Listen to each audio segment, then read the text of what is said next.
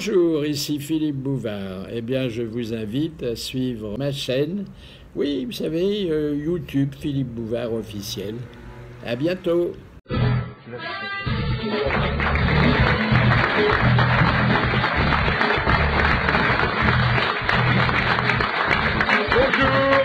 Une semaine commence bien, qui débute avec vous, qui nous écoutez, avec le public du grand studio qui nous regarde et avec nos invités d'honneur qui descendent de leur piédestal pour se mettre à notre niveau.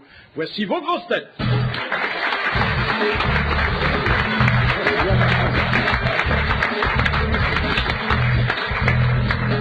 Boire ou conduire, il a préféré l'alcool à l'essence. Jean-Jacques Perroni. Bien sûr. Bonjour. Il peine autant ceux qui l'étrient que ceux qui l'oublient de malmener. Bernard Mabille.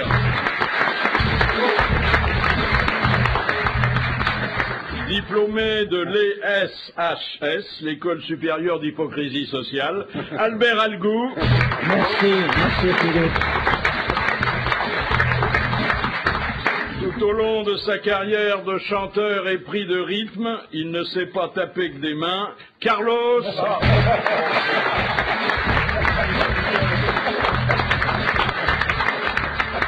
Il triomphe désormais dans 2 théâtres parisiens à la fois. Jean-Claude Brialy.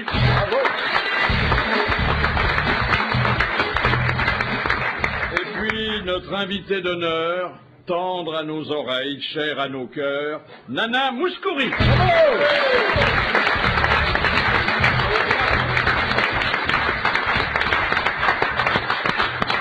Alors, chère Nana Mouskouri, c'est un peu un pèlerinage que vous faites aujourd'hui dans ce grand studio qui, dans une époque lointaine que nous avons connue tous les deux, était très différent. Très différent. Vous vous souvenez, c'était la... C'était un bordel.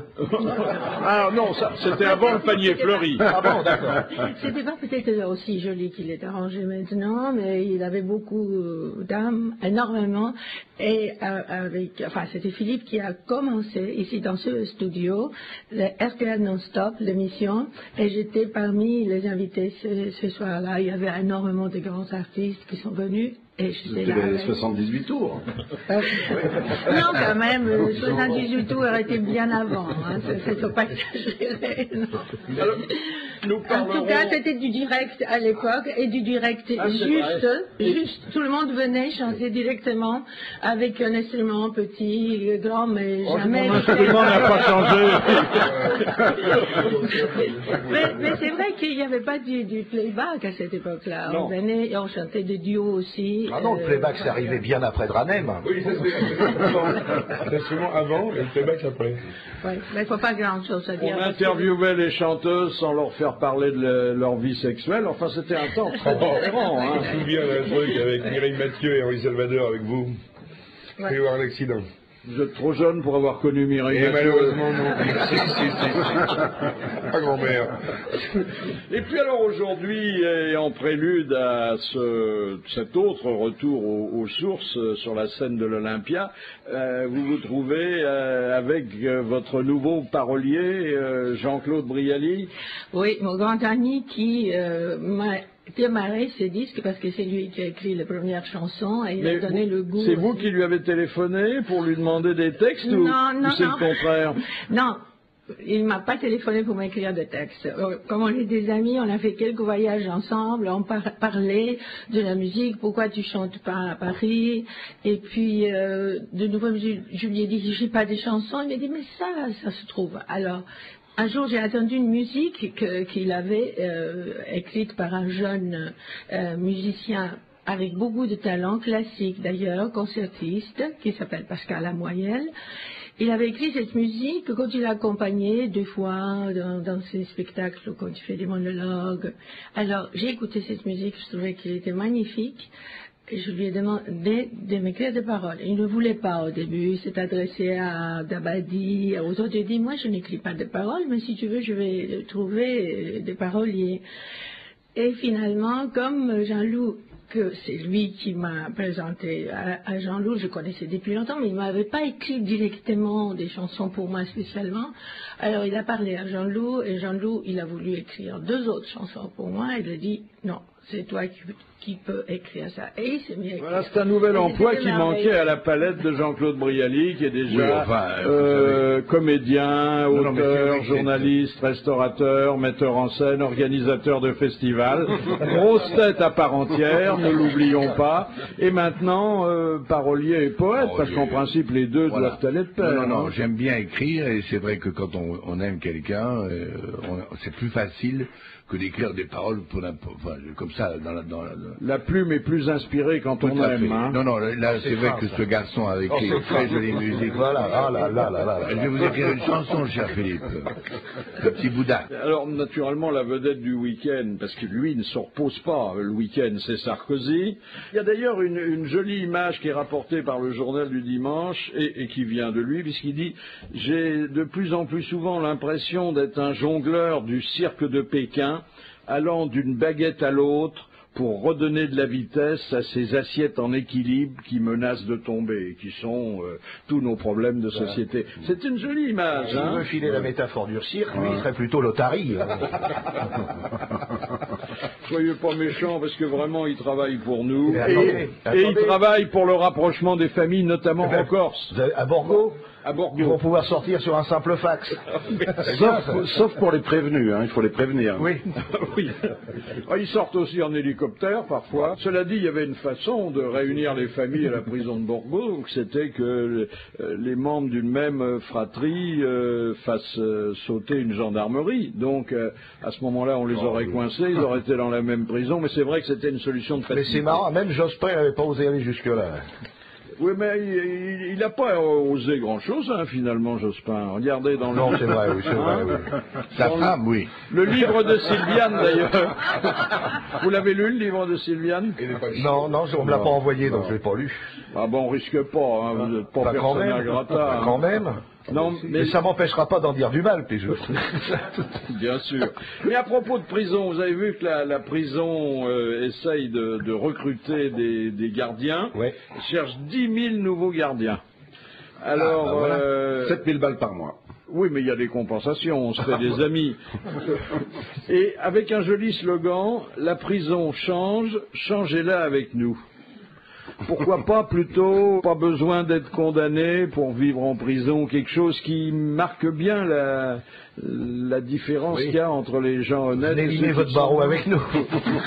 Non, mais ce qui est terrible, c'est le mélange des gens, surtout. Il y a des gens qui ont fait des choses pas très graves et d'autres qui ont fait des choses très graves qu'on mélange, et ça, c'est très mauvais. Oui. Non, quelqu'un qui a volé une pomme, et puis celui qui a tué Ouh là sa là, grand-mère. oh là là là. Oh là là, voler une pomme. La pomme, dis donc, attention. c'est longtemps, ça, il y a très longtemps. Au Moyen-Âge. Mais moi, je lis encore Victor Hugo. Oui, mais t'as raison. Une pomme, ça va, mais une poire. Bon, vous qui avez été ambassadrice auprès de l'UNESCO, hein, c'est ça? Non, non, je suis Non. aux Nations Unies, Ah, et les- je suis UNICEF pour les enfants. Ah oui, mais ça Voilà. fait partie aussi des Nations Unies, l'UNESCO, mais là c'est plutôt Oui, bien sûr, c'est pour les l'éducation, enfants, mais c'est les pareil. enfants. De toute manière, Oui. Mais c'est oui. fini, vous avez lâché complètement. Non, je n'ai pas lâché du Non. tout, je continue à travailler. Elle n'est plus avec députée UNICEF. européenne. Elle Oui, était oui. députée européenne, elle n'est plus députée européenne. Ouais, c'était ça. Vous êtes à l'ONU, c'est ça? Ouais. Vous êtes à Tunis? Ben, Ah bah pour l'UNICEF, je vais peut-être pouvoir faire un don parce que j'ai 2 dents creuses là, j'ai bien resté 2 vendries. Non, j'ai pas honte, non. Non, mais c'est pas. C'est vraiment honteux. Non, Nana, elle a continué ce qu'a commencé Audrey Hepburn à l'UNICEF, comme l'avait fait Daniquet et comme l'avait fait Cary Grant et d'autres. C'est-à-dire qu'on s'occupe plus précisément pour les enfants. Les hôpitaux, les écoles. Mais aussi pour les femmes, c'est pas. Et des fois, c'est. Et pour les hommes, vous faites rien pour les hommes? Ben, les hommes, c'est ceux qui font la guerre. Alors, c'est plus difficile à les aider. Bon, quand il y a ceux qui souffrent, bien sûr.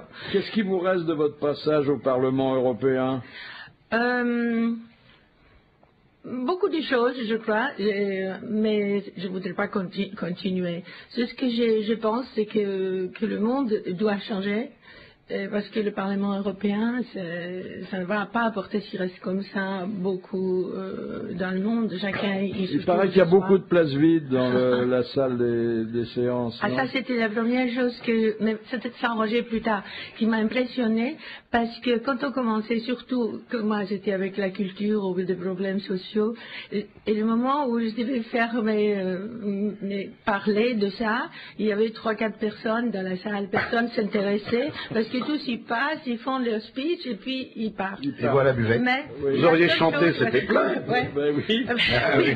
Remarquez que la seule chose, c'est que le jour de la première, où on a voté pour le programme justement de la culture, ou bien pour les enfants, quand on avait le jour de la première, ils sont tous votés. Tous votés. Et c'était unanimement, non tous les 4, unanime, c'était 500 et quelques députés. Et les seuls qui n'avaient pas voté, c'était l'extrême droite. Oui, hein. je vois Il y avait 3-4 de l'extrême droite qui n'avaient pas voté. Et je trouvais que c'était scandaleux parce que qui peut être contre la culture, je sais pas, l'éducation, l'éducation. Monsieur Mélenchon n'est pas député européen, non? Ah, dites donc, qu'est-ce qu'il leur envoie? Il fait peur. Hein, avec Emmanueli, dites donc, c'est Jurassic Park. Oh là, on croise des pitbulls, les chiens changent de trottoir. Non, mais c'est très bien, parce qu'avec ces deux-là, on va être débarrassé du PS pendant 30 ans. Qu'est-ce qu'il a dit, Mélenchon? Ah, je sais pas. Il a dit que le PS, c'était nif, nif, nouf, nouf, naf, naf, comme les 3 petits cochons, ils changeaient de cabane sans arrêt. Mais lui, c'est plutôt patibulaire, lui. Hein. Une première citation, et je vais vous demander, cher Nana Mouskouri, d'essayer d'identifier l'auteur en notre compagnie. C'est Madame Béranger qui en a pris l'initiative, qui a dit: la femme qui ne sait pas dire non de nos jours n'a plus le temps de s'asseoir. Frédéric Dard. Frédéric Dard. Ah, oui. Pardon, c'est un peu libertin, mais enfin bon. Elle aime bien ça, Nana.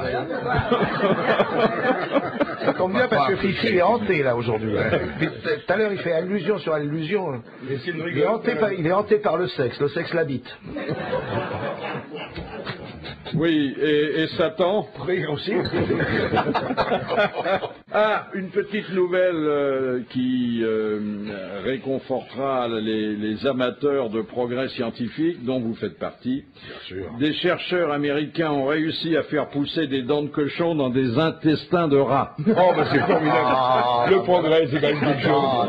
Et pas le contraire, attention. Non, c'est bien ça. C'est-à-dire que... Un espoir pour tous les édentés. Non, mais ça va plus loin que ça. Bon, c'est facile de se moquer. Écoutez, Ils avaient croisé des pigeons avec des pivers, alors les pigeons portaient le courrier, le pivert tapait à la porte. Oui. Mais alors... Et pour récupérer les dents de cochon, il faut aller au petit groin. Non, mais c'est pour plus tard, avec les fameuses cellules souches, remplacer une dent qui est tombée ou manquante à partir des cellules des dents que vous avez encore. On aura des dents de cochon. Et pour les gens qui ont des bohus.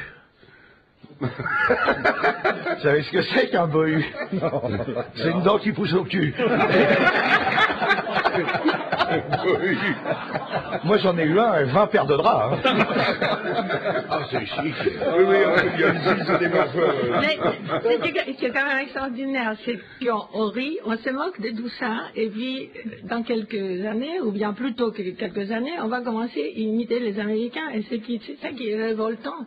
Parce que ils ont des dents au cul, les Américains. Non, parce qu'ils créent des choses, de clones, de je sais pas quoi, de tout ça, et au fond, on fait que les suivre, c'est ça qui est terrible. Donc, manger du saucisson avec des dents de cochon, c'est du cannibalisme. Non, des dents au cul quand on s'appelle bouche.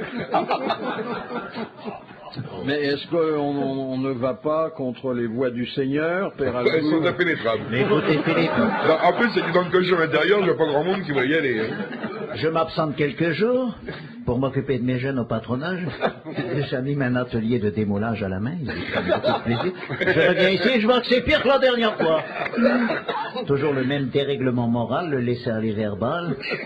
Mais enfin, je suis là, j'exerce mon appel. Vous me l'avez demandé, donc je suis là, avec plaisir d'ailleurs. Ça va pas être marrant de déjeuner à la main. Parfois.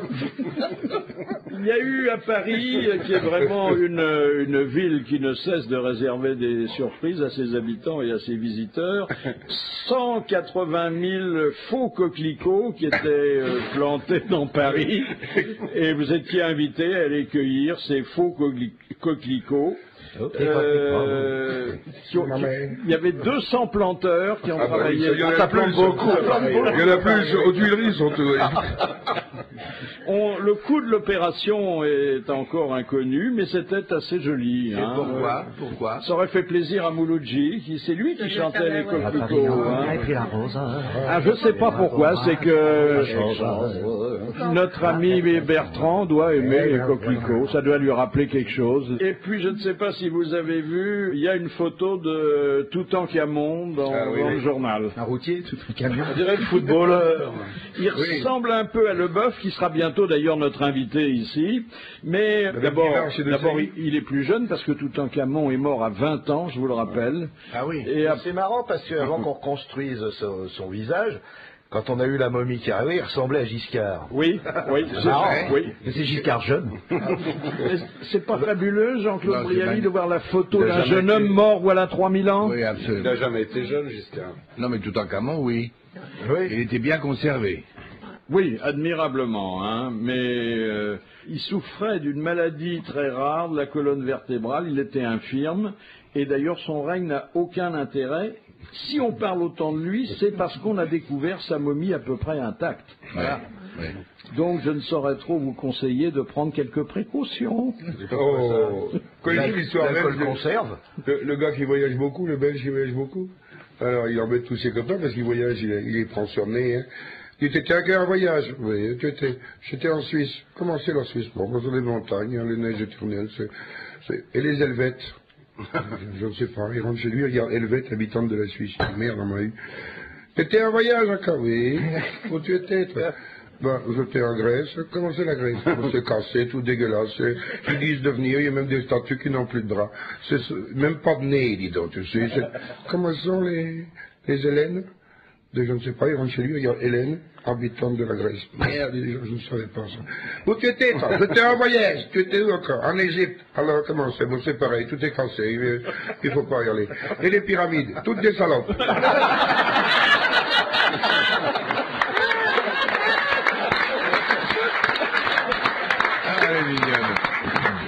Nana Mouskouri, combien avez-vous réconforté de jeunes filles complexées parce qu'elles portaient des lunettes?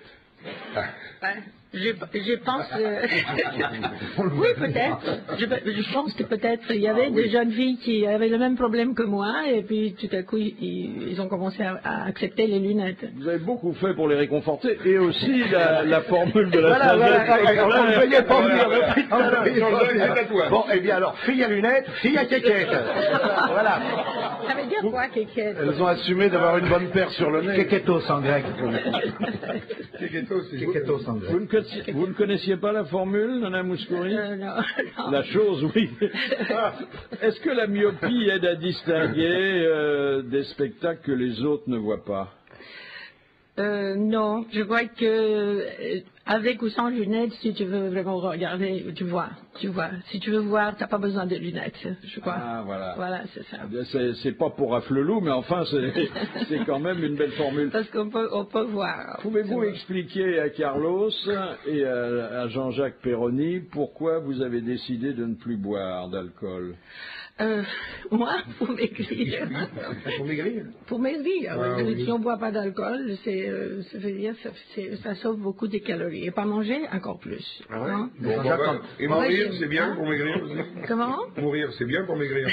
Mais Jean-Jacques, s'il arrête de boire, il risque de s'aigrir. Oui. C'est maigrira. J'ai le vin plutôt joyeux, moi. Mais moi aussi. Vous seriez contre la Grèce.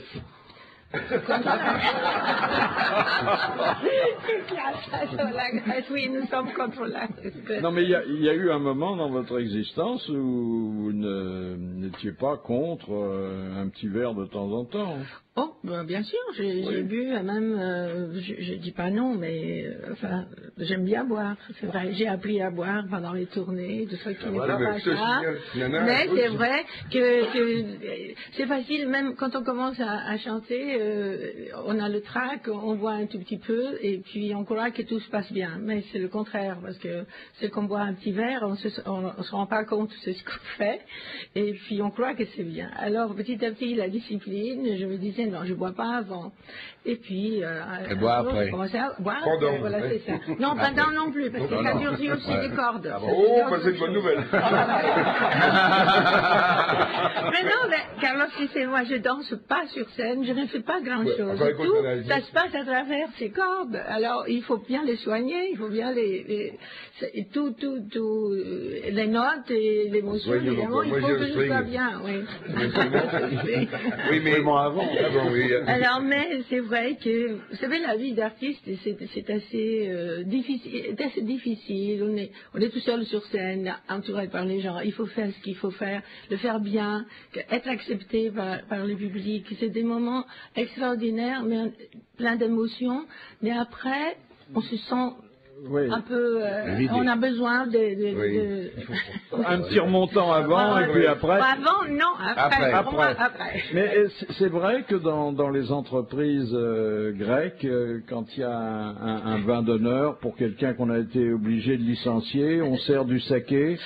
Non, pas du saké, c'est pas saké, c'est japonais, c'est pas. En grec, c'est le résiné ou le. Ah bon, le saké, c'est quoi? Les chats doivent se voir sous un cerisier en fleurs à la température de l'entrecuisse d'une femme. Voilà. Sakura, Sakura, et Nana, rappelle-toi à Genève, tu es la seule fille avec qui j'ai dansé, je me suis foulé la cheville. Ouais, c'est bien là, non, mais j'aime bien danser. Oui, danser comme ça, mais pas sur scène. Je veux dire, je suis pas. Moi, je fais pas du musical comme maintenant tout le monde. Vous aviez vu tous les deux? Oui. Et c'est toi qui l'avais bourré? Oh non, mon chéri. Nana Mouskouri est une grande artiste, on ne pense pas à ce genre de choses là quand on danse avec elle. Non, mais on comprend. Mais on est boulimique à tout. Les artistes, ils veulent boire, ils veulent boire, manger, tout ça, et c'est comme ça la vie. Mais oui, mais ils ne peuvent pas comprendre. Non, là, je vais tranquille. Ouais, enfin, tous ceux qui ont. Vous savez combien elle a vendu de disques? Moi, je suis ahuri. Plus qu'Elvis Presley. 380 millions de disques en 40 ans. Plus qu'Elvis? Oui. Excusez-moi, mais je connais un record supérieur. Je crois que c'est durant les 3 dernières années, à partir de 90, où la ville de Paris a vendu 6 millions de disques de stationnement. Vous parliez, Nana Mouskouri, de la vie d'artiste, qui n'est pas toujours ce qu'on imagine. Alors bon, il y a la grande solitude de la scène, enfin qui est plus supportable au moment de la distribution des cachets. Il y a aussi les surprises des tournées en province. Écoutez notre ami Jacques Maillot raconter une des péripéties de sa carrière. J'ai un souvenir comme ça à Menton. Je passais en tournée Carcinti et je rentre sur scène, c'est le théâtre de Menton, les sièges sont bleus, si les souvenirs sont bons. Et j'avais l'impression que la salle était vide. En réalité, elle était habillée en bleu? Non, ils étaient tout petits, c'était vraiment des personnes très âgées. Et puis on a tous des points de repère et rien ne marchait. Et puis à l'entracte, je dédicaçais un bouquin. Et là, j'ai un spectateur qui vient me voir et qui me fait « René Dorin, comment va-t-il » Je lui dis « il est mort, monsieur René Dorin. »« Ah, il est mort, oui. Et Pierre-Jean Vaillard, il nous a quittés il y a 4 ans. »« Ah oui. Et Paul Colline, il est mort il y a une quinzaine d'années maintenant. »« Ah bon, très bien. Et Jean Rigaud, il est décédé aussi. »« Ah, il me dit, c'est pour ça, on ne s'amuse plus beaucoup aujourd'hui. »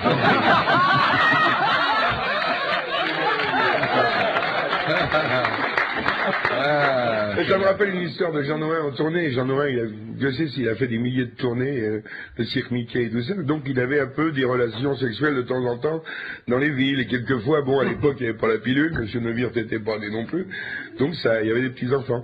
Et il y avait, je crois, André Leclerc, son bras droit, qui lui rappelait, Jean, ici, dans cette ville-là, nous avons un petit Marcel. Ah, très bien, achetez un petit jouet. Achetez donc un petit jouet.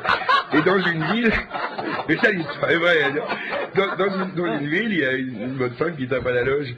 Oui, Jean, tu me reconnais? Oui, bonjour Simone. Micheline. Ah oui, bon, comment ça va Micheline? Tout va bien, oui. Oui. Tu te souviens de Henri? Henri, oui. Oui, notre enfant. Ah oui, bien sûr. André, donne à madame. Oui, bien sûr. Voilà, c'est un petit cheval d'arçon. Il met Jean, hein, il a 47 ans.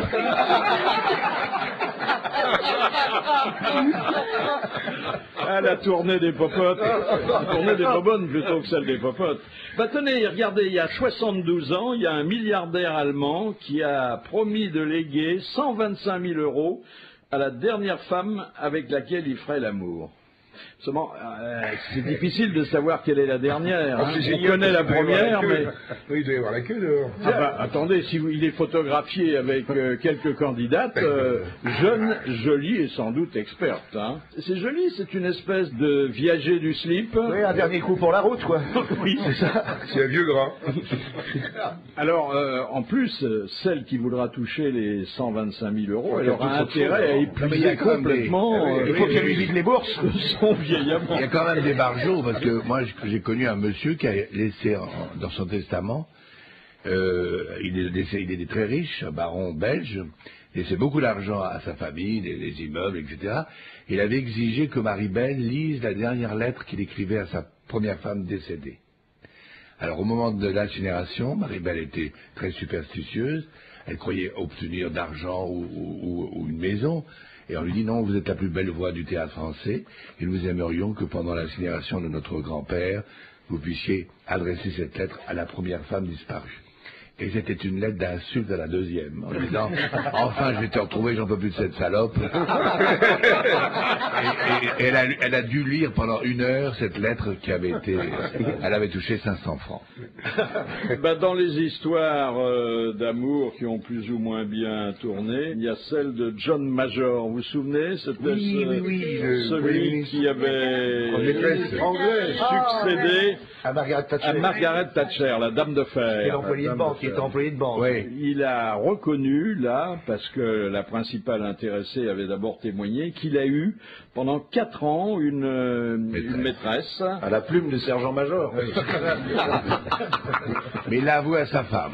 Et il dit, c'est l'un des événements de ma vie dont j'ai le plus honte, et dont j'ai longtemps craint qu'il fût révélé publiquement. Alors, manque de chance pour Major, c'est pas une bonne semaine pour lui, ça avait été révélé publiquement par un magazine satirique londonien qu'il avait fait à l'époque condamner à une amende extrêmement importante pour diffamation. Et bien aujourd'hui, l'hebdomadaire se retourne vers lui et lui demande de rembourser.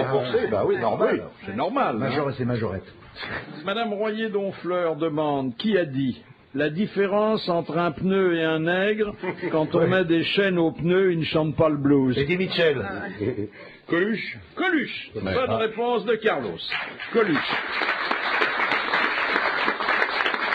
La question de Monsieur Pougnoff. Ah oui. À quoi servent les perles thaïlandaises?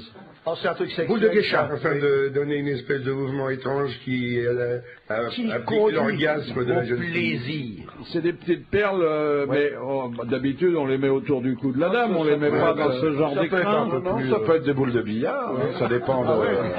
Ça dépend de la queue. Qu'est-ce qui est le plus exaltant, Nana Mouskouri, chanter à l'Olympia ou à Notre-Dame? C'est tout à fait différent. Notre-Dame, ça pourrait être magnifique parce qu'il y a certains chants qu'on peut chanter dans ces lieux. Vous savez, il y a 2 ans, 3 ans, j'avais chanté à la cathédrale de New York, St. John the Divine, à une soirée qui était très spéciale. Et je crois que c'était une soirée de communion où il y avait tous les chefs des religions là, et puis on pouvait écouter les mêmes choses, partager et parler de paix, de liberté. Alors, je pensais qu'à Notre-Dame, ce sera encore mieux. Je crois qu'on a besoin de se retrouver, de se réunir dans des lieux qui doivent être très importants pour tout le monde. Alors, le père Algou vous dira que Je vous écoute avec beaucoup d'attention parce que j'ai déployé mon organe à Notre-Dame récemment. Ça m'a valu quelques ennuis. Vous êtes organiste à Notre-Dame.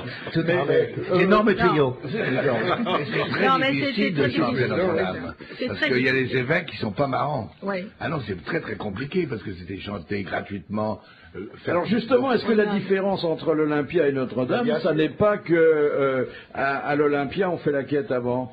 Non, à l'Olympia, on peut casser les fauteuils, à Notre-Dame, on peut pas casser les prie-dieu, ça ferait un sac. Non, mais on casse pas les fauteuils toujours. Écoutez, on fait certains spectacles qu'on respecte tout. Bien sûr, l'Olympia, j'ai chanté plusieurs fois et ça sera pour moi une joie encore de chanter, mais on essaye de faire toujours, Johnny fait des stades, moi je cherche des lieux différents pour chanter, pour avoir une petite différence et peut-être chanter un autre répertoire. Il est obligé de faire des stades, Johnny, parce que si on dit c'est son dernier stade, tout le monde va s'inquiéter. Vous avez dit, cher Nana Mouskouri, et là je vais vérifier tout de suite, qu'on pouvait faire verser des larmes si on chantait avec amour le bottin des abonnés au téléphone. Je ne l'ai pas dit exactement comme ça, j'ai dit que quand on aime quelque chose, ça peut être une chose simple. Bon, on parle de bottin de téléphone parce que c'est tellement de nom. Mais si vous avez une chanson simple, c'est pas qu'elle n'est pas émouvante. Il y a des choses simples qui sont émouvantes, tout simple. J'ai le bottin là. Qu'est-ce que vous voulez me donner pour J'aimerais que vous nous fassiez pleurer. Il y a une page sur les ambulances, ça serait peut-être plus émouvant, non? C'est pas sûr que je vais vous faire pleurer, mais je peux vous chanter la page, si vous voulez. Voilà. Hein? Vous prenez ce que vous voulez. Pourquoi? Est-ce que je peux pas quelle horreur. vous donner quelque chose qui vraiment c'est plus émouvant que de vous chanter Elle a ça? des paroles mieux que le bottin quand même. Non, parce que je pense que des gens qu'on connaît pas, mais qui doivent avoir sûrement des malheurs, comme les autres dans leur vie, imprégnez-vous du fait que tous ces gens ont le téléphone, mais peut-être qu'ils sont pas heureux. Ils vont tous pleurer, peut-être qu'ils vont pas m'écouter. Non. Le téléphone pleure. Oui, j'ai pas vu ça. Le téléphone pleure. Ou bien, on aura demain l'auteur du téléphone pleure, qui ont la personne de Gérard Louvain, qui est, on ne sait pas, le parolier du téléphone pleure. Et le téléphone, il pleure encore plus avec France Télécom, maintenant. Alors, là, c'est une page qui... Non, mais attendez. Vous ne pouvez pas pleurer avec une page comme ça. Il faut que j'ai... Cher Nana, il y a 40 ans qu'on se connaît, je vous ai jamais rien demandé. Chanter en duo, alors. Ah oui. Alors, urgence, ambulance. Vous pleurez pas, évidemment, vous riez, c'est normal. Voilà. Mais j'ai chanté quand même. Oui, mais ça c'est encore, bon, c'est plus facile parce que c'est un service quasiment public, mais avec un particulier que personne ne connaît, ça c'est le vrai talent. Oui, un particulier si je connais son histoire aussi.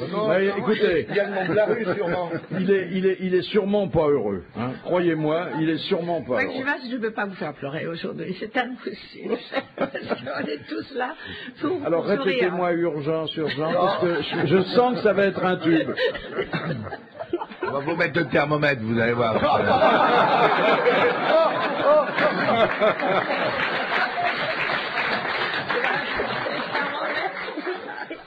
Alors, urgence. Tâchez que ce soit un peu dansant. Alors, tiens.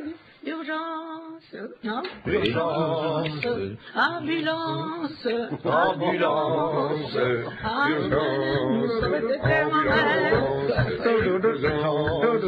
ambulance. Ah oui, il faut nous sauver la vie. Là, on a perdu 2 auditeurs. Là. Et si on veut, voilà. Pas besoin de téléphoner à Brialy, vous prenez le bottin. Un livre vient de paraître qui, je pense, va susciter votre curiosité comme il a éveillé la mienne. Ça s'appelle Des surnoms pour l'histoire. Ah oui. C'est une belle idée, très originale, de Daniel Apriou. Bonjour, monsieur Apriou. Bonjour, Philippe. boulevard. Nous utilisons couramment, et nous particulièrement aux grosses têtes, des surnoms, des expressions toutes faites qui participent maintenant et depuis des siècles parfois à la culture populaire, et on ne sait pas d'où ça vient. Par exemple, la perfide Albion, ça vient d'où? La perfide Albion, si on prend l'origine étymologique du mot Albion, on a l'adjectif albus du latin blanc, ce qui aurait été probablement la première vision que les Européens du continent, si l'on peut dire, avaient en arrivant aux falaises de Douvres. Et là, le mot perfide, bien entendu, fait référence à l'ennemi héréditaire, entre guillemets, que fut l'Angleterre pour la France, les Français. Il y en a une que j'aime bien, mais bon, à propos de quelqu'un dont peu de gens se souviennent, et puis je ne connaissais même pas le surnom, Thierry d'Argentlieu, qui était à la fois amiral et moine. Oui, c'est vrai. On l'avait surnommé, dites-vous, le carnaval. Oui, alors effectivement, il y a un jeu de mots, puisqu'il était frère de l'ordre des Carmélites, et c'est donc un carme, et il était en fait également militaire, marin, et lors de la déclaration de guerre, il avait obtenu l'autorisation de ses supérieurs religieux de quitter sa tenue religieuse pour s'engager dans la marine, et il est devenu l'un des amiraux importants de la France libre. Et il était tout petit, hein, d'ailleurs. Oui, c'est vrai. Il avait de l'aérophagie, il a miroté. Vous savez comment on l'a appelé le ministre de la Marine? Pamplemousse. Pamplemousse. Ah oui. Il était de Rennes, on l'appelait aussi il est vilaine. Et alors, vous rappelez que Édith Cresson fut surnommée Amabotte. Oui, ou Cressonnette, disons. Ça fait partie des petits surnoms plus ou moins méchants dont pâtissent nos hommes politiques ou nos femmes politiques actuelles. Et il y en a un autre qui est... Pierre Mauroy, le gros quinquin de Matignon. Le gros quinquin de Matignon. Il y avait le Rougeau de Lille aussi. Oui, il a droit au Rougeau de Lille, effectivement. Oui. Et puis Michel Rocard, Rocard d'Estaing. Rocard d'Estaing, et puis il avait également Valdez-Grochet. Ou Valdez-Roquet, pardon. Valdez-Roquet. Il y avait un mélange entre Valdez-Grochet et Giscard d'Estaing. Et le frère du général de Gaulle, on l'appelait le cadet de nos soucis. Et puis alors, il y a Papa Madi. Papa Madi, c'est le fils de François Mitterrand qui avait la réputation d'être aux ordres, disons. Alors, d'une façon plus sérieuse et moins contemporaine, la couverture du livre l'indique, du petit caporal qui était Napoléon à l'homme de fer. Oui. Alors, l'homme de fer, c'est pas le masque de fer. Non, c'est pas le masque de fer, c'est l'homme de fer. C'est plus récent, disons, c'est Staline. Quant au petit caporal, c'est Bonaparte, il a eu plusieurs surnoms, dont le premier fut la Paillonnée, qui était une déformation de son prénom italien, la Napoleone, est transformé là en la Paillonnée, ce qui est assez péjoratif. Comme Thierry Ardisson. Voilà, c'est un livre finalement dans lequel on apprend beaucoup de choses et ça va très au-delà de l'anecdote. Merci, Monsieur Apriou. C'est moi qui vous remercie. C'est fabuleux la radio, j'ai l'impression d'être dans le commerce de détail. Merci Monsieur Apriou, non, c'est moi qui vous remercie. Et je vous en remets 1 kilo. Il y en a un peu plus, je vous le laisse. J'attendais ça. Vous savez, depuis notre première émission, chère Nana Mouskouri, la radio s'est émancipée bougrement. Hein. Ouais, c'est vrai. Oui. Il y a des moments où je suis pas terrifié par ce qu'on dit aujourd'hui, mais parce qu'il faudra dire dans 5 ans. Combien de temps c'était cette émission? 68, oui. 68. Il y a eu 2 grandes révolutions, celle que vous savez, qui a laissé peu de traces, et puis RTL Non-Stop qui a duré 7 ans. Ouais. C'était 2h30 de direct tous les jours. Hein. Alors, on chantait beaucoup à l'époque. Maintenant, on parle beaucoup plus qu'on chante. Moi, j'ai connu le petit en 56, le petit Boubard. Ah oui. Oui. Vous étiez à l'époque sur le sable, ça s'est bien arrangé. Ah oui. Sur une plage de Cannes. Ah non, oui. C'est vrai. Tout le monde avait peur de lui. Je me souviens qu'on commençait à vous photographier, nu, étalé mollement sur le sable. Non, là, vous confondez avec Delon. Qui est seul maintenant. Ah oui. Il est élu sur le sable maintenant. Vous avez vu à quoi ça sert d'avoir une femme? On finit par la perdre. Hein? Ouais. Mais il l'a dit, il ne faut pas vivre avec des femmes. Il l'a dit. Je me demande si l'homme est fait pour vivre avec des femmes. Voilà. Non, mais je trouvais que c'était un peu triste. Femmes, on en a parlé parce que nous, on est sensibles à toutes les grandes détresses du siècle. Et en plus, c'est toujours triste quand même de se séparer de quelqu'un qu'on aime. En plus, attendez, cet homme qui est si grandement logé, il a une propriété énorme, il a des pieds-à-terre partout de 10-15 pièces, et qui se retrouve seul, là-dedans. Non, mais il a des enfants, et puis il a des amis. Vous en faites partie? Absolument. Ah ben ça se sentait pas. Pourquoi? Non, je dis qu'ils ont. Vous vous réjouissez qu'il soit tout seul. Comme ça, je peux le consoler. Quand il y a une femme, on ne peut pas rentrer. Monsieur Lattré de Sarthe-l'Espas demande: qu'est-ce qui en France grandit de 15 cm sous l'effet de la chaleur? Eh ben voilà. Vous auriez dit 20 cm, j'aurais su. 30, ouais. Sous l'effet de la Tour Eiffel. La Tour Eiffel. Bravo. Merci d'avoir mis fin à une ambiguïté qui commençait à être malsaine. Elle avait des bottes et des souliers pointus. Alors, sur la vitesse et le salon de l'auto, il y a beaucoup à dire. Vous avez vu que le président de la République, qui n'était pas loin du stand de Ferrari, pourtant, a vitupéré la vitesse. Hein. C'est normal, vous avez vu comment il appelle sa femme, la tortue. Il a dit avec un œil vers le stand japonais qu'il fallait brider les moteurs. Oui, voilà. Et les constructeurs français sont pas du tout d'accord, hein, même américains. Elles sont belles les nouvelles voitures françaises, oui. Ah oui, il y a des choses. J'ai été au salon de l'auto, j'ai pas gagné d'ailleurs. J'ai pris un billet de l'auto. Mais il y a de belles choses. Hein. Alors donc, pas brider les moteurs. Il rappelle d'ailleurs que les accidents les plus graves ont lieu à 3% seulement au-delà de la vitesse limitée. Et que autrement, c'est des gens qui roulent donc lentement, qui sont les fauteurs de la route. Hein. Et puis il y en a un autre qui dit qu'il faudrait un petit limiteur, un petit bouton sur le volant, et c'est vous qui réglez, en disant aujourd'hui je veux pas aller plus. Ça existe. Sur la papa mobile. Oui. Dans les corbillards aussi, vous avez le corbillard qui est réglé pour le pas d'enterrement quand on suit à pied. Et puis alors vous avez dans la nouvelle Renault Espace, vous avez sur les sièges arrière des écrans de vidéo. Ah bah oui, ça c'est aussi classique, ça. C'est classique? Ça manque de plus en plus. Pour que les gosses voient des films au lieu de gueuler. C'est bien ça, oui. Moi je suis souvent à l'avant, alors j'en profite pas, je vois que la route.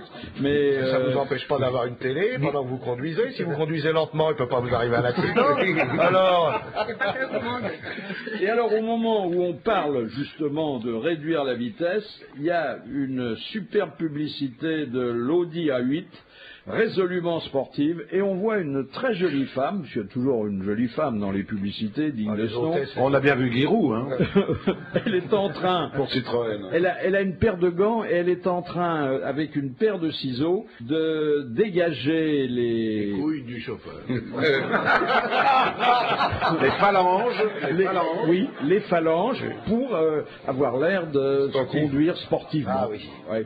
C'est très joli, hein, sur de la poitrine. Ça me fait penser à l'histoire du gars qui avait 5 quéquettes. Il avait un slip qui lui allait comme un gant. C'est un peu ça. Le mec qui continue, on m'a dit qu'à partir de 150 km/h, elle suçait.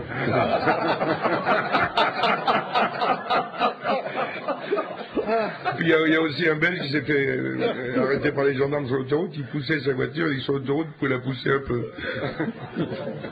Et puis il y a la voiture à hydrogène. Alors, ah oui, bon, ça c'est la voiture. J'ai connu moi. Il paraît que c'est au point, sauf qu'il n'y a pas de pompe à hydrogène, vous pouvez chercher dans les stations-service. Hein. Mais l'hydrogène, c'est ce qu'il y avait dans les zeppelins, c'est ce qui faisait flamber les zeppelins. Ils étaient gonflés à l'hydrogène. Ah oui. Non mais c'est l'avenir, quoi, de gens de bagnoles sans pétrole. Oui, mais dis donc, si c'est inflammable comme ça. Ah oui, mais sûrement pas. Non, ça a dû être réglé pour. Ah non, c'était gazogène pendant la guerre. Gazogène, non, mais c'est pas, ça volait pas, c'était pas des zeppelins. Et puis alors, offrez ce gadget parce que ça fait plaisir, surtout aux gens qui se baladent le soir rue de Rivoli entre deux couloirs d'autobus, le volant de Schumacher. Vous faites monter le volant de Schumacher sur n'importe quel modèle. Twingo, par exemple. Twingo, par exemple. Et vous pouvez même, c'est une option, ça coûte pas très cher, avoir la statue de la Rolls à l'avant de votre Twingo. Ah oui. Donc, à l'intérieur, le volant de Schumacher, et au bout du capot, l'emblème de Rolls-Royce. Il est en bois, lui, quoi. Qu'est-ce qu'il a? Oui, le volant de Schumacher, c'est quoi alors? Oui, il a raison, Alors, Jean-Claude. il y a 6 boutons de couleur Ah. qui permettent de faire défiler les informations sur le tableau de bord. Ah oui, mais si on n'a pas le tableau de bord de Schumacher. Ah bah c'est ouais, en alors, plus ça. voilà. Tu mets la photo de Schumacher. Ah bah voilà, oui. Est-ce qu'on peut avoir la femme de Schumacher à côté? Moi, j'ai eu un accident récemment, j'ai eu l'épave d'Alésie, moi. Qui est pas mal non plus. Et on peut pas avoir le volant de Monsieur Paul? Quand même. Ah oui. Et puis alors une autre bonne nouvelle, mais ça c'est pour le contribuable, les gendarmes quittent l'Atché. Vous savez que Alors, oui, c'est qui va surveiller le Hakik? 6 années après la mort de François Mitterrand, il y avait encore 50 gendarmes mobiles qui se relayaient pour garder la bergerie. Alors ça coûtait des millions et des millions d'euros. Et bon, chez Papon, non? Nicolas Sarkozy a pris la mesure qui s'imposait. En plus, cette petite bergerie contrastait avec l'énormité des forces de l'ordre qu'on avait. Ce qui m'inquiète, c'est qui nourrit les ânes. Ah, c'est vrai qu'il y a toujours des arbres. Il y a des ânes qui parlent aux arbres. Et oui, et qui parle aux arbres? Les ortolans. Oui. Ils doivent s'emmerder les arbres, ça va être terrible. Ah là là. On pourrait peut-être envoyer Jean-Pierre Coff qui parle déjà aux carottes. Oh, dites, il y a une interview dans le journal du dimanche de Jean Rochefort à propos du film de Patrice Lecomte où Johnny Hallyday a l'air de s'être taillé la part du lion. Ça n'a pas l'air mal. Il est superbe. Ça n'a pas l'air mal, hein. Oui. Ah, il est formidable. Et puis après, il y a une interview de Johnny. Alors on dit à Johnny quelles sont les propositions les plus délirantes en matière de cinéma dont vous vous souvenez. Alors il cherche et puis il dit: il y a une vingtaine d'années, Sergio Gobi m'avait proposé le rôle d'un mec qui se faisait sodomiser dans un bureau par 3 autres mecs. Et il a refusé. Il était en avance. Sergio Gobit. Il y avait un gros plan où on voyait le gars en train de pleurer. Alors Gobi avait essayé de le convaincre en disant ce serait bien, ce serait inattendu. Oui. Johnny dit ah bah ça pourrait être inattendu. Et puis alors Johnny révèle que lui a eu une idée de film et il l'a proposé à de nombreux producteurs, à de nombreux metteurs en scène et ça ne s'est jamais tourné. Et c'est très astucieux. Écoutez, il dit une fois j'ai eu l'idée de 4 acteurs connus qui dévalisaient des banques pour donner aux pauvres, un peu comme Robin des Bois. Alors, ça aurait pu être Depardieu, Jean Reno, Patrick Bruel et moi.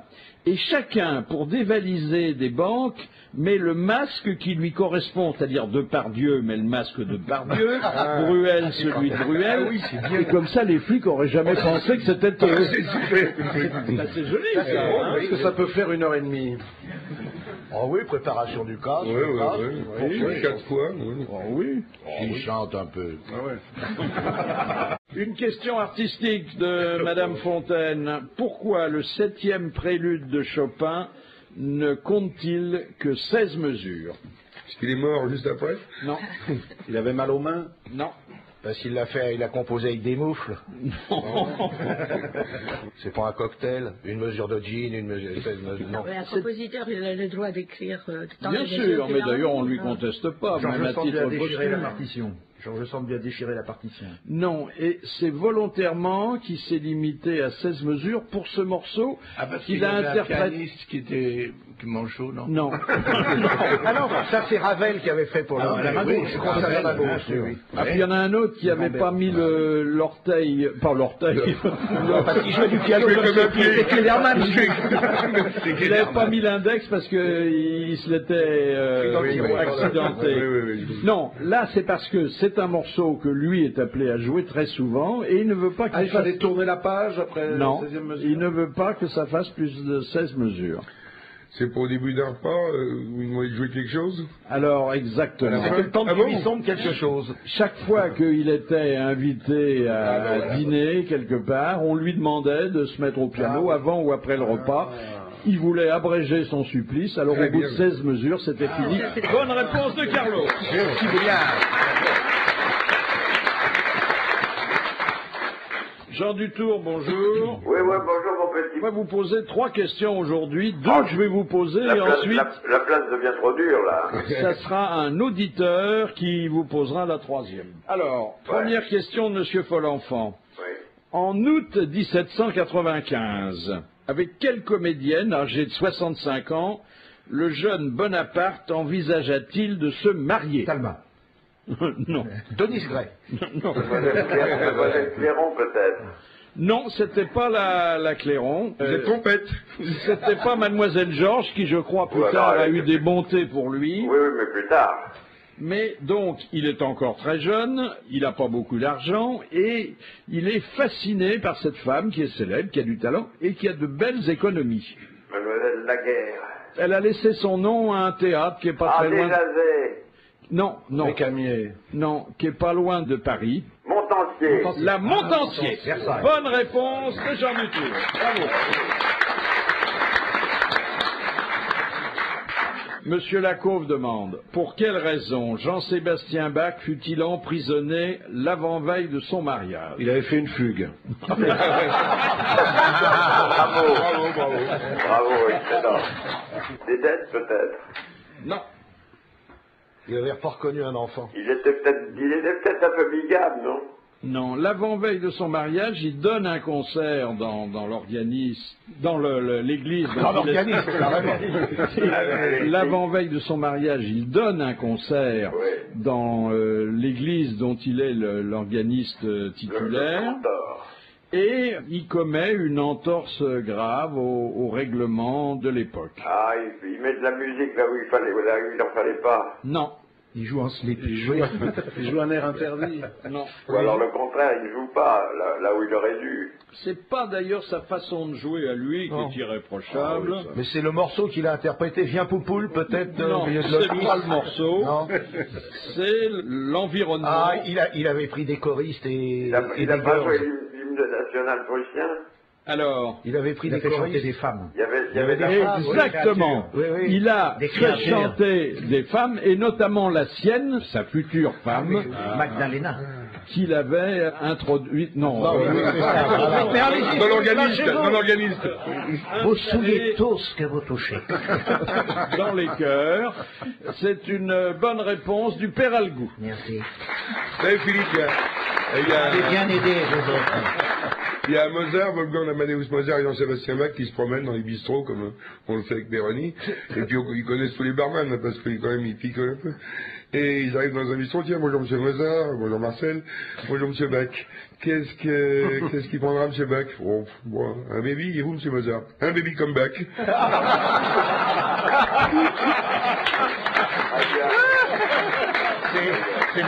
C'est Madame Mozart qui reçoit pour un petit thé. Il y a ses copines qui viennent et puis c'est sale chez la mère Mozart, c'est dégueulasse.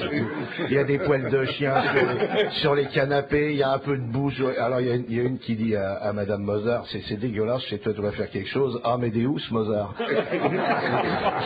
Tout ça pour en arriver là. Hein. Il y a aussi les 2 consommateurs à la terrasse d'un café le 14 juillet 89. Qu'est-ce que ces messieurs prendront? La Bastille. Et Ben Laden dans un café, qu'est-ce que monsieur prendra? 2 Manhattan et que ça saute.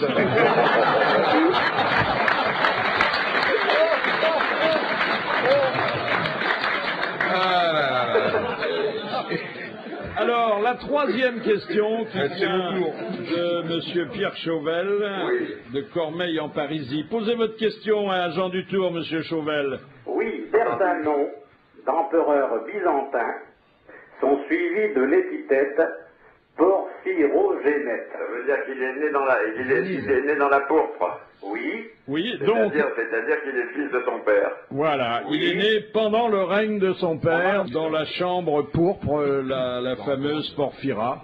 Oui. C'est ça, hein, monsieur Chauvel? Il n'y a rien à dire, Il y a sinon rien que à dire. monsieur Dutour vous a fait perdre 300 €. Ah, je suis désolé, monsieur Chauvel, mais ça, faut pas venir me titiller comme ça. Alors bravo à monsieur Chauvel et bravo à Jean Dutour, qu'on retrouvera demain. Ça, c'est assez extraordinaire. Ça s'est passé à Copenhague, et dans la principale artère, où il y a de très belles bijouteries, comme sur notre place Vendôme. il y a eu un hold-up d'un nouveau genre. Et la petite sirène n'a pas retenti. Il y a Johnny Hallyday, Bruel et... Oui, voilà, masqué. Avec le masque de Bouvard, de Mabille. Et là, il y a un malfrat, je ne peux pas l'appeler autrement, qui a ménagé, foré un petit trou dans la vitrine d'un joaillier. Avec une piste. Il termait d'un aspirateur à pile et d'une rallonge. Il a introduit le bout de l'aspirateur et il a aspiré dans son sac pour 200 000 couronnes de bijoux. C'est pas con, ça, c'est très intelligent, ça, c'est bien. Intelligent, ça. Ah oui. Oh, il y en a une qui est très jolie, ça se passe à Place Vendôme à 7h du matin. Il y a un camion qui s'arrête devant chez Cartier. Il y a un mec qui descend, il appuie sur un bouton. L'arrière se baisse, il y a un éléphant qui sort, il se jette dans la vitrine chez Cartier avec sa trompe, il aspire tous les bijoux. Il le met dans un sac, il remonte dans le camion et tout le monde se barre. Les flics qui arrivent, il y a un pauvre mec qui est là avec sa baguette de pain et son béret qui va prendre son boulot dans un bistrot. Il dit, monsieur, vous êtes notre seul témoin, racontez-nous tout. Ben, il y a un camion qui est arrivé, s'est arrêté, il y a un mec qui est descendu, l'éléphant qui est descendu du camion, il est rentré dans la vitrine, puis oui, monsieur, mais quel genre de camion? Je prends un camion carré, oui, mais quelle couleur? Blanc, il n'y avait rien, le numéro, moi j'ai pas eu le temps, Bon, c'était un éléphant, oui. Un éléphant d'Afrique ou un éléphant d'Asie? Oh, écoute, je sais pas, monsieur, j'habite la Courneuve, moi. Et je vous explique, les éléphants d'Afrique ont des grandes oreilles, et les éléphants d'Asie ont des petites oreilles. Et il dit, ça, je peux rien vous dire, monsieur le commissaire, il avait une cagoule.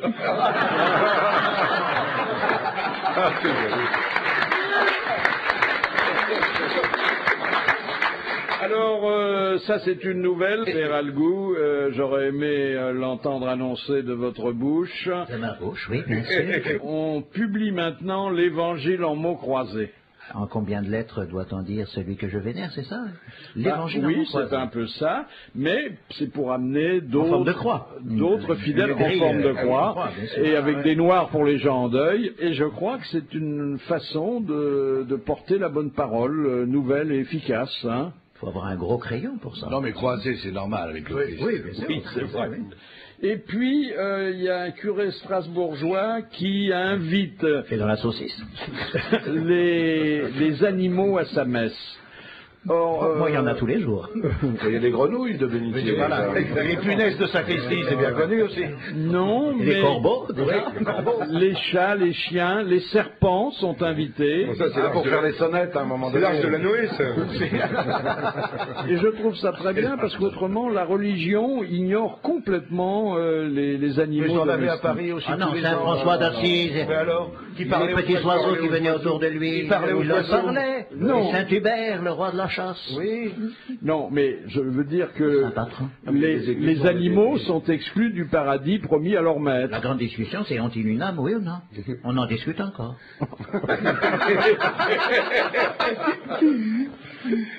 Hein? Mais quand Nous-mêmes avons-nous une âme? Quand ils sont heureux, ils remuent la queue. Oui.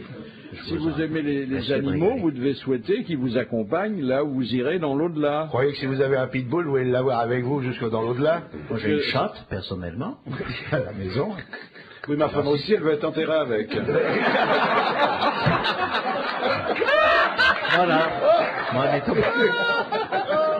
Voilà, la limite du mauvais goût vient d'être franchie. Et je vous ai dit, je reviens, je constate que c'est pire qu'avant. Et je continuerai mon apostolat jusqu'au bout. Et t'as 5 enfants. Bah oui. De 6 femmes différentes. Je ne sais pas si vous avez vu cette nouvelle incroyable. L'employé des eaux à Tirana, la capitale de l'Albanie, qui boit un peu trop de vin. Il a trop picolé, il a ouvert la vanne. Il ouvre la vanne et il inonde la moitié de la ville. Et il avait dit, jamais d'eau sans Pernod. Hop là. Oh oui, dis donc. Quelle est la profession, demande Monsieur Gentil, qui requiert une telle concentration qu'elle ne peut s'exercer légalement que 2 heures par jour? Branleur de dindon. Fonctionnaire. Alors, Non, chirurgien des yeux. non, ce sont souvent des fonctionnaires, mais effectivement, ce qu'on leur demande de faire, et qu'ils font généralement très bien, est tellement fatigant et Ah oui, c'est difficile. les contrôleurs du ciel. Non, qu'ils ne peuvent pas le faire plus de 2 heures par jour. Ça se passe avec un objet tout petit. Non, Ça ne me concerne pas. Et les flics au carrefour. non, C'est fatigant pour les yeux. non, c'est une concentration intellectuelle. C'est ceux qui comptent les manifestants. Bon, 20 000 selon les organisateurs, selon la police. Non, Ceux qui surveillent la lumière de Paris, non? non. C'est dangereux s'ils font plus longtemps. Ils risquent de... C'est-à-dire, s'ils se trompent, ça peut être dangereux. Non, oh bah, s'ils se trompent, c'est embêtant, c'est pour pas dire dangereux. Encore que... Ils ont un uniforme? Non, pas du tout, non, non. Ils sont dans la rue, ils sont dans la rue. Et ce sont des gens qui ont le même don que possède Nana Mouskouri. Ils ont des lunettes, donc. Non. Ah, ils regardent les crottes de chiens, non? Non, non. Ils chantent. Ils chantent. Non. Non. Non, Nana Mouskouri ne sait pas... Ils boivent que chanter. Bah oui, quand ils ont Ceux bu, qui ils sont sont dans les égouts, non? Non. C'est Francis Lalanne C'est urbain ou rural? C'est plutôt urbain. Ça mais- concerne l'habitat urbain. Oui. Oui. On va avoir bientôt être mis dindon. Non, non, non. N'essayez pas écoutez, de mettre des cochonneries là où elles n'ont Non, que Ligue dindon, le faire. col du Gong. C'est un rapport... Ah, c'est ceux qui contrôlent la pollution, non? Non. Des voitures? Et je peux vous dire que dans l'exercice de leurs fonctions, Nana Mouskouri en a approché pendant plusieurs années. Les Grecs. Les députés, ça a à voir avec... Alors ils sont généralement Les huissiers. pas Ce loin. sont les gars qui tapent en sténo les discours à l'Assemblée. Non, mais on se rapproche. Qui traduisent. Celui qui Ah oui, ça je comprends. Simultané. Je comprends, vous- Les traducteurs simultanés. Voilà. Bonne réponse de Jean-Claude Bravo.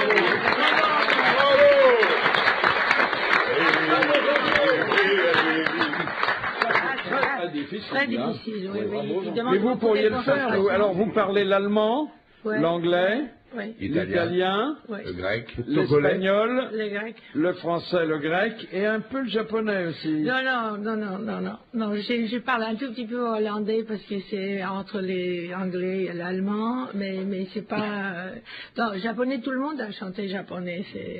Mais vous savez, c'est très difficile. C'est vrai que c'est différent de parler une langue et la traduire simultanément. C'est très Vous pourriez difficile. dire un petit mot gentil aux japonais qui nous écoutent parce qu'il y en a énormément en ce moment. Non, je sais, mais je ne peux pas dire. Arigato La seule gozaimasu. chose, c'est sayonara, hein, arigato gozaimasu, que tout le monde connaît. Merci. Hein. Arigato gozaimasu, bien sayonara, c'est tout ce qu'on peut se dire. Ah ouais, c'est très gentil. Hein. Sayonara. Et vous parlez aussi le Fitzgerald. Fitzgerald, c'est quoi ça? Quand vous imitez la Fitzgerald.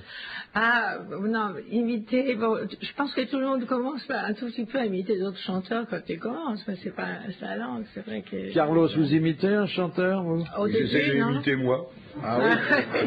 Mais t'as jamais imité, c'est vrai, quand on commence, on essaye tous à ressembler, et moi... Oui, non, moi j'avais trouvé personne à qui j'osais ressembler. Ah ouais, c'est bien. Et moi j'ai une chanson qui me fait toujours pleurer de toi, et je me souviendrai toute ma vie dans un théâtre antique en Grèce, quand tu chantais Mélissémie Oui. à la fin, et que, comment ça s'appelle Notre-Dame, cette ministre qui était... Mélina Mélina Mercouri est montée à danser avec toi, c'était... Non, c'est Mélissémie. Sublime ça. Tu parles bien le grec. Oui, je parle bien grec. C'est les paroles de Brialis, hein? Brialos. Une très jolie chanson sur Mélina Mercouri, très jolie. Mélina Mercouri qui était une héroïne de Brecht. Mélina Mercourage. Mais oui, c'était... Elle avait joué aussi, c'est vrai. Je connais Freddie Mercury, mais... Ah oui, Freddie Mercury. Est-ce que vous vous souvenez, Nana Mouskouri Est-ce que vous vous souvenez, Joli lapsus. Nana Mouskouri Tout à l'heure, je me disais, alors, cher Parc Montsouris. Moi, depuis que j'ai arrêté de boire, je suis l'ombre de moi-même. C'était en 1963 à Bobino, et pendant 3 jours, vous avez essayé de ne plus porter de lunettes. Vous vous souvenez? Oui, je me souviens très très bien. Ouais. J'étais désespérée. On m'avait obligé de ne pas avoir des lunettes, et j'avais tellement peur que finalement, j'ai demandé le 3e jour si c'est possible de continuer comme ça. C'était très difficile. Il paraît que pendant 3 jours, au lieu de vous adresser au machiniste, vous parliez au rideau, c'est vrai? Elle chante en duo avec Montagnier. Faut faire une cure de lentilles. Dernière citation soumise par Monsieur Tirafond. Ah, sa femme doit être contente. Oui. Dans le barin, sûrement. Qui a dit: les règles du jeu de dames sont bizarres. Il est souvent plus difficile d'adresser la parole à une femme que de coucher ensuite avec elle. Et c'est assez vrai, hein. Un Français mort. Français mort. Aujourd'hui, pourquoi leur parler? Non. Très joli, ça. Mort il y a très longtemps. Mort il y a un moment, puis C'est pas Tristan Bernard. ça va pas s'arranger si vous mettez un moment à répondre. Hein. Académicien? Non. Non. Humoriste? Humoriste, observateur de la vie quotidienne. C'est vrai qu'il est très difficile de faire C'est pas Jules Renard, les non. premiers échanges. Capu? Oui, c'est Alfred Capu, bah oui. qui ne connaissait pas du tout Carlos, alors que Carlos connaît admirablement Alfred Capu, Bernard Mabille aussi. Carlos qui a pu répondre. Bravo, merci. Rendez-vous avec Nana Mouskouri et son nouveau parolier Jean-Claude Brialy. Le 11, 12, 13 octobre à l'Olympia. Et rendez-vous